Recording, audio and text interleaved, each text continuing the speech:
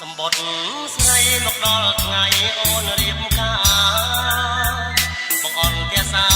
មិនស្មានថាមានរីបាត់ពួងពេលហើយខ្ញុំបេះដូងត្រូវគេកាត់ឡាមប្រមាត់ក្រៀមស្វិតជាប់រាងកាយរួងដោស្លាប់អាប់អន់ណាស់ខ្ញុំអើយមានស្នេហ៍ហើយទុកមិនដោយអើយអូនរាយខ្មាំងបាក់សាមានស្នេហាជ្រៀងខាងខាយមុនសាំងម្ដាយបានកំចាយសង្សារខ្ញុំអានសម្បត្តិខ្ញុំងងឹតមកទ្រង់ចាប់ចុកឈាមពេញមកកងដុំមនុស្សសាហាវនៅផ្លាភ្នំ